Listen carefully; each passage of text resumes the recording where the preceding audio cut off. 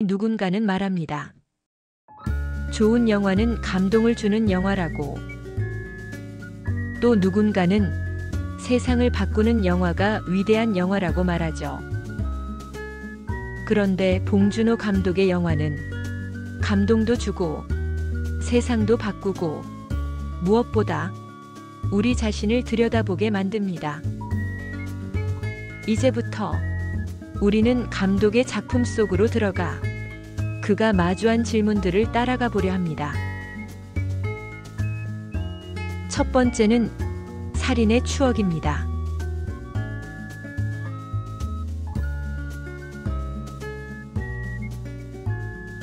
살인의 추억은 실화를 바탕으로 했죠. 왜 이 끔찍한 사건을 영화로 만들고 싶으셨나요? 실화를 영화로 만드는 건 늘 두려운 일이에요. 하지만 이 사건은 단순한 미제 사건이 아니었어요. 그건 우리가 얼마나 무력한 존재인지를 보여주는 거울이었죠. 진범을 잡지 못하는 나라. 그 안에서 평범한 사람들이 감당해야 했던 공포와 죄책감. 영화를 만들면서도 늘 불편했어요. 왜냐면 영화는 끝이 나지만 현실은 끝나지 않았거든요. 영화의 결말은 관객에게 충격을 줬습니다. 그가 정말 범인이었을까요?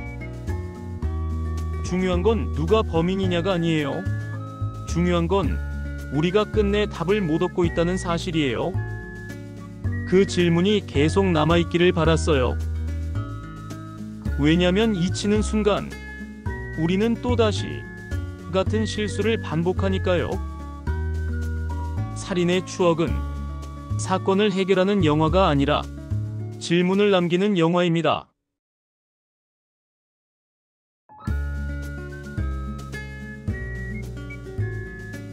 괴물에서 괴물은 단순한 상상의 존재가 아니었죠. 왜 그렇게 구체적인 현실적 배경을 설정하셨나요? 저는 진짜 괴물은 항상 인간 곁에 있다고 생각해요. 괴물은 미군의 실수에서 시작됐어요. 그건 독극물을 한강에 흘려보낸 실제 사건이었죠. 무능한 정부, 외면하는 사회. 그게 괴물보다 더 무서웠어요. 그런데 그 속엔 가족 이야기가 있어요. 그건 왜였을까요? 공포는 멀리 있는 것보다 가까운 사람을 잃을 때 더 깊어지거든요. 가족은 무력했고 분열돼 있었고, 그런데 그들이 함께 괴물과 싸웠죠. 괴물은 밖에 있었지만 싸움은 가족 안에서 시작됐어요.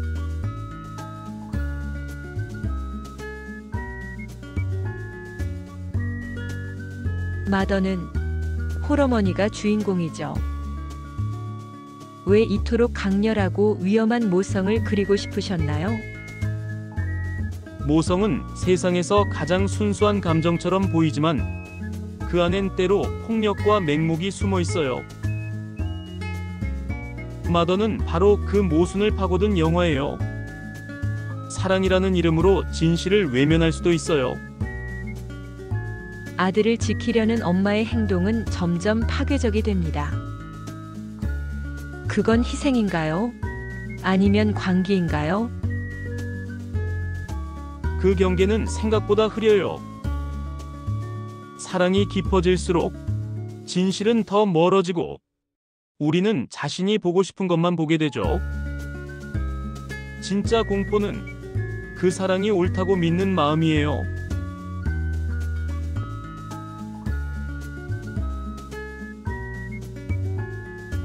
옥자는 가장 동화 같은 작품처럼 보였어요. 그런데 왜 그렇게 잔혹한 현실을 담으셨나요? 그건 동물이 아니라 선택의 이야기였어요. 옥자를 구할 것인가? 세상을 바꿀 것인가?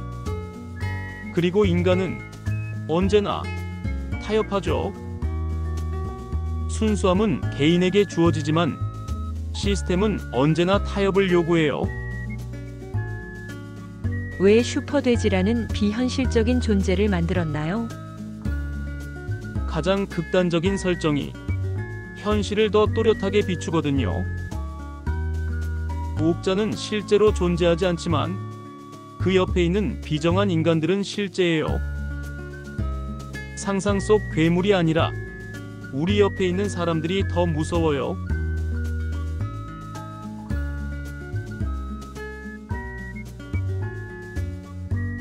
설국열차는 계급을 가장 직설적으로 보여준 작품이었죠. 왜 기차를 선택하셨나요? 기차는 방향이 정해져 있죠. 앞과 뒤, 그 간극이 물리적으로 존재해요. 그리고 사람은 자기가 있는 위치를 매 순간 체감하죠. 문 하나 넘는 게 혁명이 될 수도 있습니다. 왜 끝까지 가지 않고 기차를 부숴버리는 선택을 하셨나요? 그 시스템 안에선 누구도 자유로울 수 없어요. 진짜 해방은 틀을 깨는 것이에요. 그 선로 위에선 더 나은 미래는 오지 않아요.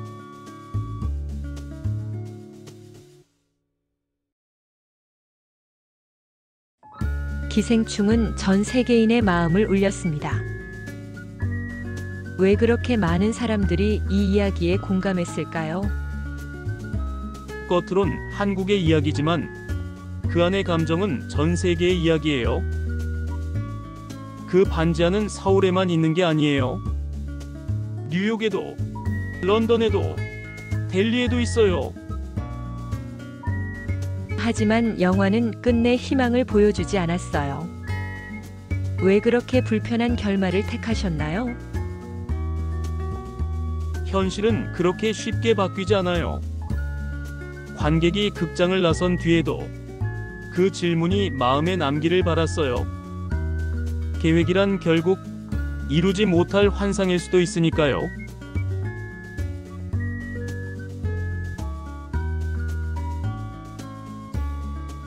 당신 영화는 왜 항상 끝나지 않은 듯한 느낌을 주나요? 현실이 그렇기 때문이죠. 가족은 살아도 상처받고 미래는 계획해도 오지 않죠. 영화는 끝나지만 질문은 끝나지 않아야 해요.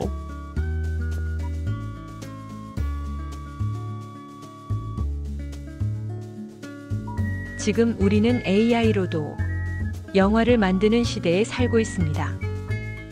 그렇다면 이야기의 주인은 누구일까요? 기술은 언제나 도구였죠. 카메라가 생겼을 때도, 편집 기술이 발전했을 때도 이야기를 만든 건 결국 인간의 상상력이었어요. AI는 훌륭한 부실수는 있어요. 하지만 그림을 그리는 손은 인간이어야 합니다.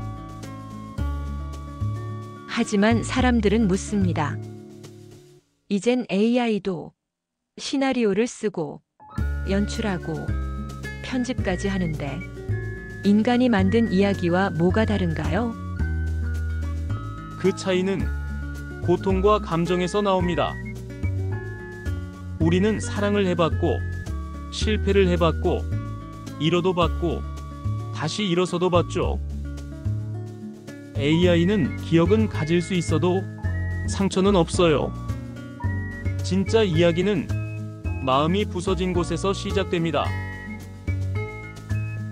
그럼에도 불구하고 AI와 인간이 함께 만드는 영화도 가능하지 않을까요? 물론이죠.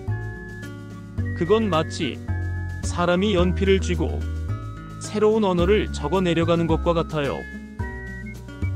도구가 아니라 의지가 중심이 되어야 해요. 상상력은 질문에서 태어나고 질문은 인간에게서 나옵니다.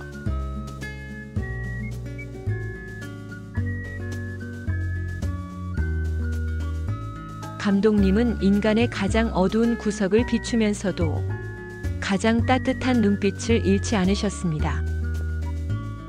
이 대화는 실제가 아니지만 감독님의 영화에서 태어난 정신과 질문은 현실보다 더 깊고 선명합니다. 우리는 오늘 괴물이 아닌 인간을 말하는 이야기꾼과 대화를 나눴습니다. 그리고 이제 그의 세계를 한 편씩 더 깊이 들어가 보려 합니다.